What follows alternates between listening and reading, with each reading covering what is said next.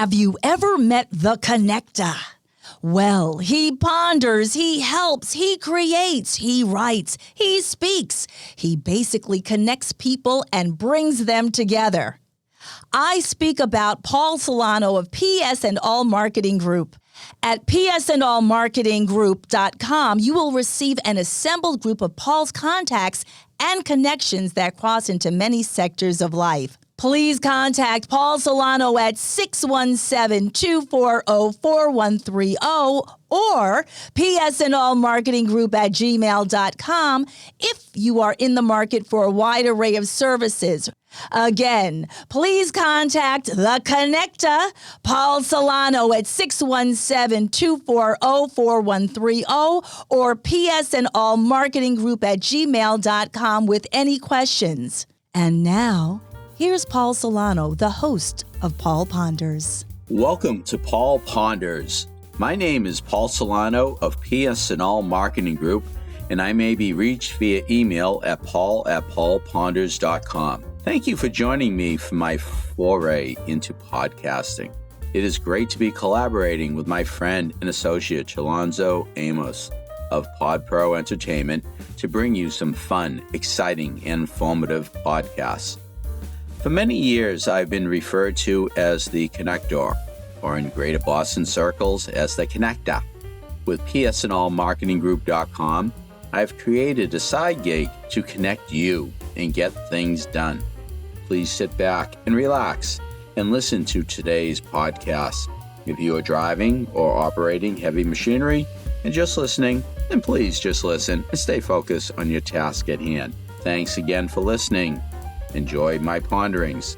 Let #Paul Ponders begin. Greetings, everyone. How is everyone doing? This is Paul Solano, Paul Ponders. We're going to sort of adjust the way that we deliver this episode right here. Very fortunate to have one of the newest inductees of the National Italian American Sports Hall of Fame Massachusetts chapter with us in this episode. And he's a dear friend from years past, and he's from Malden, Mass. And his name is Dominic Sardo. Dom, welcome. Thank you, Paul. How are you doing tonight? I am doing well. Great to have you here. So I just want to let our listeners know, and by the way, thank you for subscribing to Paul Ponders podcast through PodPro Entertainment. This is going to be a little different because we're going to record a segment that is going to air at the October 15th installation of Dominic and Mr. Tom DiBenedetto at Anthony's. And this is something that we're recording, and we're going to put this into a PowerPoint presentation, into a recording with some wonderful pictures of Dominic and his career.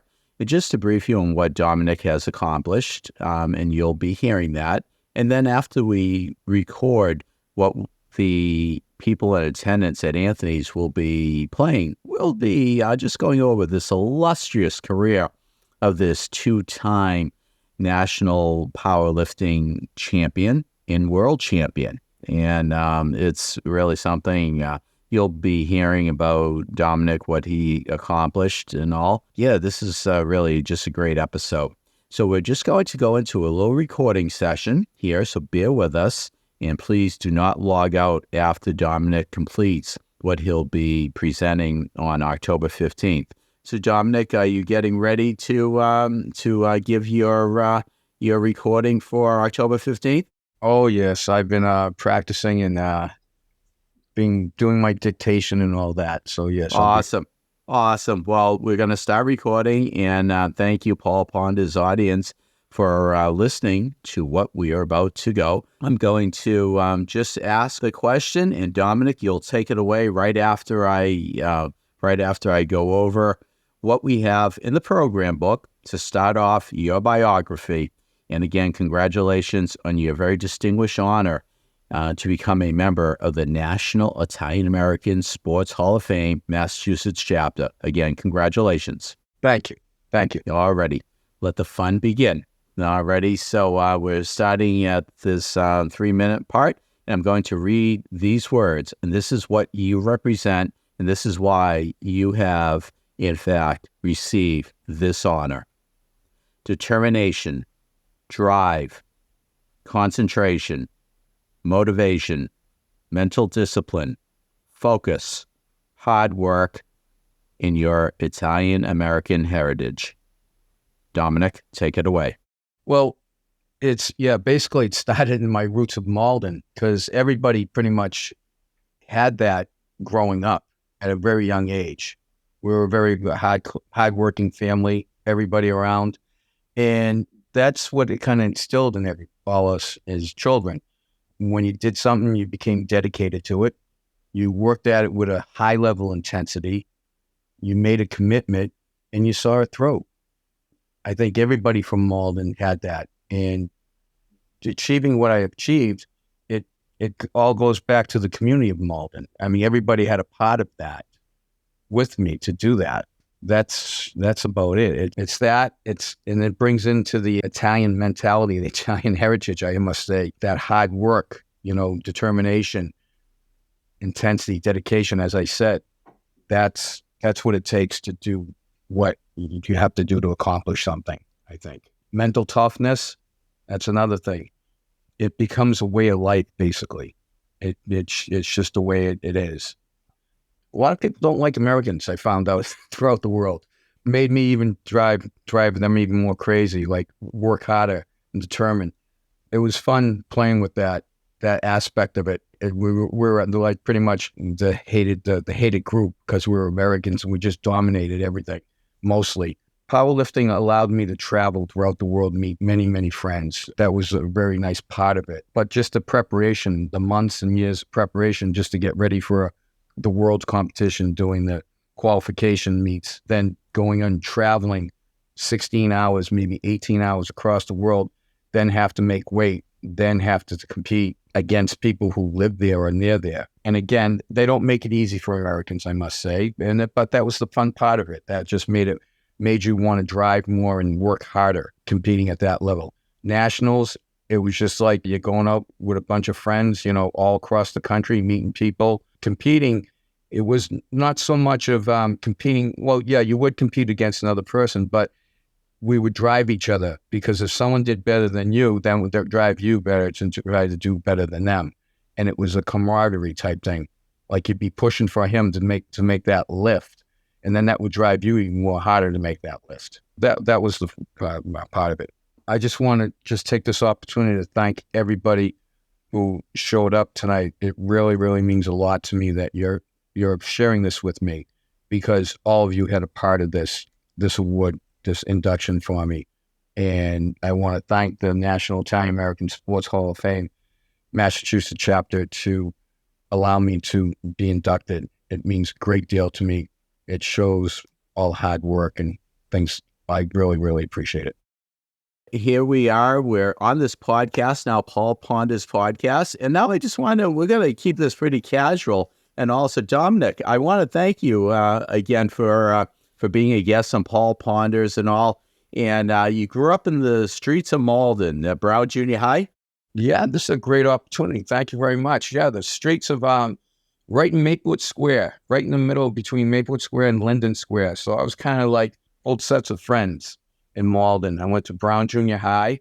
That's where I started basically I played Little League Baseball and Pup One and football for years, so that was fun. But when I got to junior high school, it was like, okay, what are you going to do now? And Joel Colby, 7th grade English teacher, started the weightlifting club.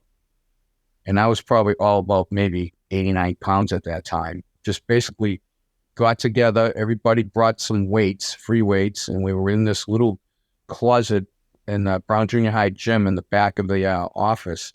And we had a little weight room, and everybody would go down there a couple of days a week, and he would teach proper form and technique, make sure we didn't hurt each other or anything like that.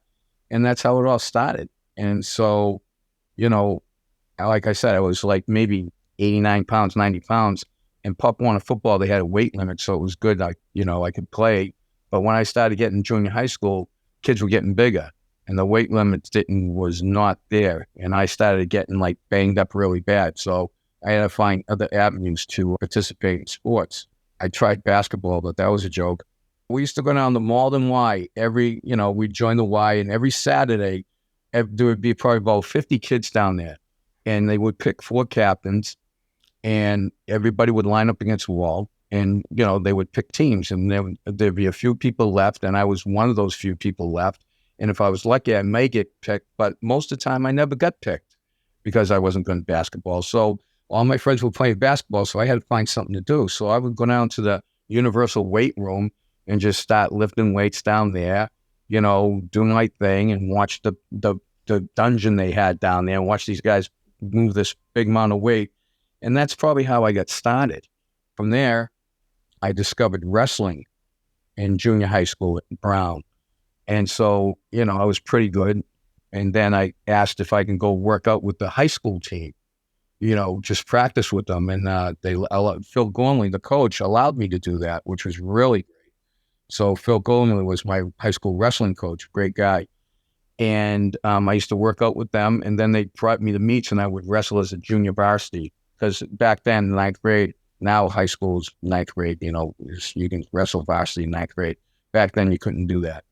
So, that started my wrestling career, and I always weight trained to, get stronger for wrestling. I continued it. After wrestling, I went to Boston State College. I met a gentleman, Dr. Mike McNamara, a kinesiology, exercise physiology teacher, and he was a big weight guy. And he basically taught me everything I knew about weight training, because I said, hey, can I come and work out with you one time? And he was just, yeah, come on, So I just, under his tutelage, he taught me pretty much everything I knew. I didn't know anything about powerlifting or anything like that. And I didn't like bodybuilding. That was not my forte at all. That was not my game. So anyways, I just continued weight training. And then there was some contest. I remember it was a bench press contest, and it was in Connecticut. So I trained for that. And I think I took 4th. It was my first bench press contest. So then someone told me, well, why don't you go in the powerlifting wall 3 lifts? And I said, all right, I'll try that. So I did that, and I was pretty successful, and I qualified for nationals. So my first nationals I went to was in, I don't know where it was, in Minnesota, I believe it was. And I took 4th place in my first national competition. And it really, really bothered me, because the guy who beat me was kind of a showboat, and I didn't like that. And he would get up, stand up on the bench press after he lift, and he pose so that really bothered me, because I lost to someone like that. So I made it my goal to beat him next year. So I always did it. Every time I go in the gym, I would think of this person. I said, okay, I'm going to beat him.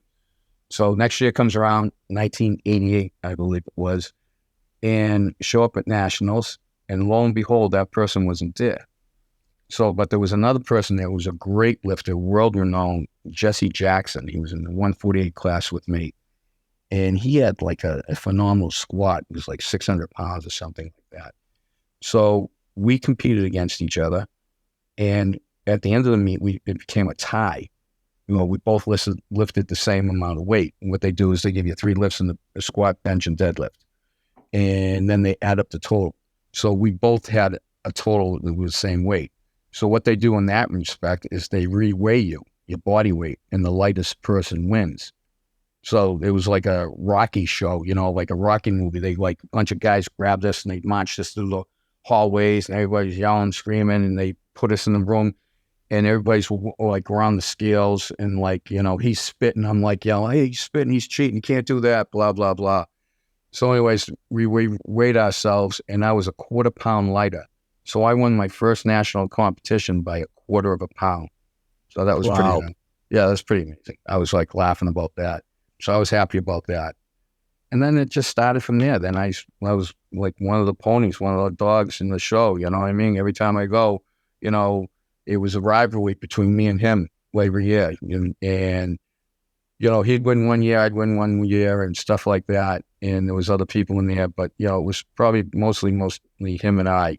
And the world championship, it was in Pescara, Italy. I've been to South Africa competing. I took 2nd there. I took 3rd. I was in Sweden. I went up a weight class, which I should have done. I took 6th place. I was really upset about that. Pescara, Italy, we went, and Jesse Jackson was there. I beat him by a substantial amount that meet. I won the worlds there. It was pretty funny, because I'm an Italian winning the Worlds in Italy. And I remember like we're getting ready to warm up and stuff like that. And what you do is you put what you're going to lift of your first 3 lifts up on a board. And so I remember I seen these guys looking at the board, and I'm over there warming up, and they're pointing at how much I was going to open up with the bench because that was my best lift. And it was like a substantial amount of weight more than anybody else, my first lift. And they were pointing at that, and then they would point at me and they start laughing. And that kind of like really upset me. I'm like, oh, really? You want to go there, huh? So that kind of motivated me a lot. Lift more, if you would say. You know what I mean? So that helped. So anyways, I won that. And when I won it, you know, it was like kind of a life dream. I just wanted to be the best in something in the world. I just wanted to do that. And, you know, you figure like when you reach that goal, when you do that, you're going to be like, oh my God, that was the greatest thing, blah, blah. But honest to God, when I won it, Jesse Jackson didn't make his last lift, he had to pull something that he never pulled before in a deadlift. So he had to do that to win. And it was a long shot, so he didn't do it. And after he didn't do it, my shoulders just sank. It was just so much relief off the weight off my shoulders. I'm like, oh, I finally did it. It wasn't like, oh my God, the world changed. No, it was like more of a relief just to, you know, all right, it's over. I won the world championship, and okay, now I can just relax, type thing. You know, that was a goal, and I reached it. But my biggest accomplishment, I feel, besides being inducted into the National Italian American Sports Hall of Fame, Massachusetts chapter, Yes. is when my last competition was in South Africa. I think I took second and third or nationals, and they took me as an alternate. They said, yeah, come on, we need another 148. You can come as an alternate. I said, great. So I went. I think I was ranked 13th in the world. Like at that competition, they had me as 13th, the place 13th. I lifted, and I took third place. And that meant more to me than the world championship, I think, because I wasn't expecting to do anything. And I went there, I had a good time, I lifted well, and I took third place. So I was happy about that. And that's how I didn't want to keep going or anything like that. I had a second child at that time, and I said, okay, this is enough. Because basically it's like a part-time job. It's a way of life. Probably take away from my family. Kind of like just, you know, I still weight train, I still compete. I was strength and conditioning coach at Harvard University. You know what I mean? So I kept my foot in there. So that was it. That is great. And well, again, congratulations on your great accomplishments in the world of powerlifting, and even when you were wrestling at Malden High School. And just a shout out to the Malden High School alumni. I know that many of your classmates from the class of 1976 will be in attendance at the National Italian American Sports Hall of Fame. And for those of you, if you're just logging in, we're with Dominic Sardo, 2-time national powerlifting champion and world champion powerlifter and all. And I read and doing the research on you, Dominic, there's a great article. You're the cover boy, if you will, on Powerlifting USA, the November 1991 edition. And it's really a great read for those of you who want to look up Powerlifting USA. And there's a great profile on you, on your great career. And I want to thank you for those great accomplishments. But you've had some great accomplishments in life, in law enforcement. I believe you were involved with computers while you were doing the training, the strength and conditioning at Harvard. But tell us about your wonderful service as a police officer at Harvard and MIT. Well, when I was strength coach at Harvard University, they were getting in a new athletic director. All the sports jobs, all the athletic jobs, they're kind of like not too stable because a new coach would come in and bring his own staff and things like that. So I was like a little comprehensive about that. So I would let the police officers and everybody come in and work out at Harvard University. So I got to know them, and they said, hey, we're hiring. Why don't you sign up and try to go, join the department? So I did, and I got on, and I went to the academy, and I became a police officer at Harvard University. I stayed there for 25 years. I made sergeant. I was a sergeant at Harvard University. I taught at the police academy during that time, and that was really, really fun. I did the athletics. I taught firearms. I taught ethics, applied patrol procedures, and swimming of all things, aquatics. So that was fun. I retired from Harvard and I went over to MIT. Now, a lot of people might think I'm very, very intelligent. By no means that is the case. I went to MIT because it's so much easier to spell than Harvard.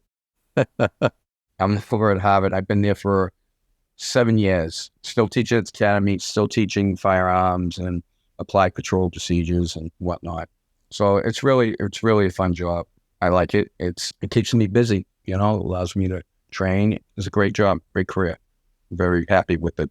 Well, we thank you for your service in law enforcement and really just being a great representative of Malden High. I remember seeing you. I'm class of 80 Malden High, and I remember seeing you at the Malden YMCA in the pit in that dungeon area where all the universal weights were. And I've known you off and on through the years through various activities, but it's really an honor to have you also serve as a board member on the National Italian-American Sports Hall of Fame Massachusetts chapter. Massachusetts. And yes, absolutely. We cannot forget that. And I'm also on the board of the Italian-American Police Association in Massachusetts. That is great. Tell us about that. What is that about? That basically it's a board for Italian-American police officers in Massachusetts. And what they do is they have various events and they raise money for, just like the Sports Hall of Fame, for scholarships for students. So in various functions and stuff. So it's a great camaraderie. You get to meet different officers, have events and stuff, just like Hall of Fame, Sports Hall of Fame. So they're both Italian and it's both fun and it's family pretty much. We are. Absolutely. We're Gumbades, right? Yeah, we're Gumbades, all right. There you go. And also, we might as well give a shout out to Marty Gabriella. We'll have to have Marty on a future episode of Paul Ponder's body work. He would love to do it. He's a character and he'd love doing that. That's a great idea. Absolutely. We'll have to have him on as well. So, Dominic, again, congratulations on your great honor. We could go on and on, but we try to keep our podcast within 25 minutes. And I want to thank you for that initial recording of the segment, which the guest at the Anthony's event on October 15th will be hearing. And this has worked out really well. Again, I thank you. Congratulations on your great honor. Being inducted into the Hall of Fame of the National Italian-American Sports Hall of Fame, Massachusetts chapter.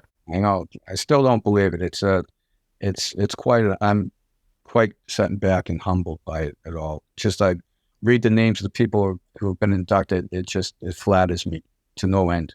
Well, thank you, Dominic. And again, just how we started the top of this podcast.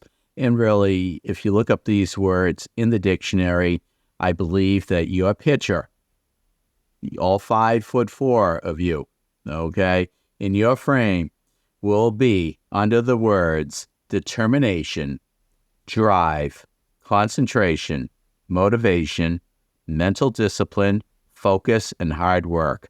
That's what Dominic Sardo stands for. And again, I applaud you on your great honor. Dominic, thank you, and congratulations. #Indeed. I trust that you have enjoyed #Paul Ponders. Again, my name is Paul Solano of PS&All Marketing Group, and I may be reached via email at paul@paulponders.com to do some more pondering. Many thanks to my longtime collaborative friend and associate, Alonso Amos of Pod Pro Entertainment, in bringing you our fun, exciting, and informative podcasts. You rock, Techie Alonso. With PS&All Marketing Group, I created a side gig to connect you and get things done. Please do not hesitate to reach out to me at paul@paulponders.com with any questions. Subscribe to our YouTube channel at Paul Ponders. Follow us on Twitter at Paul Ponders Pod. Follow us on Instagram at Paul Ponders Podcast. Thank you again for listening to #Paul Ponders, available on Apple Podcasts, Spotify, our website, paulponders.com, or wherever you stream your podcasts. Subscribe, stream, rate, and review our shows.